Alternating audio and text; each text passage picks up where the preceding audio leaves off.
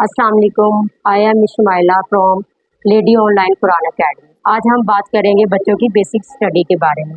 जैसा कि आजकल हर घर का इशू है कि बच्चों के बेसिक स्ट्रॉन्ग नहीं होती या बच्चों के बेसिक कॉन्सेप्ट क्लियर नहीं होते। आज हम बात करेंगे ऐसे बच्चों के बारे में जिनके बेसिक कॉन्सेप्ट क्लियर नहीं होते। अल्हम्दुलिल्लाह मेरा 15 ईयर का एक्सपीरियंस है कि ऐसे बच्चों के लिए हम स्टेप बाय स्टेप उनके कॉन्सेप्ट को क्लियर करते हैं और उनकी स्टडी की वीकनेस को ख़त्म किया जाता है। तो इसमें किसी भी एज का कोई इशू नहीं है, चाहे छोटे बच्चे हैं या बड़े बच्चे हैं। स्पेशली ऐसे पेरेंट्स जिनके बच्चों के एज वाइज ज़्यादा होते हैं, लेकिन उनकी एज की ज़्यादा होने की वजह से पेरेंट्स ये कहते हैं कि हमारे बच्चे बड़ी क्लास में जाएं, लेकिन यह कि उनके कॉन्सेप्ट क्लियर नहीं होते। तो ऐसे बच्चों का हम लोग कॉन्सेप्ट क्लियर करते हैं, वो इंग्लिश और उर्दू की हमें बेसिक चीज़ों का क्लियर किया जाता है।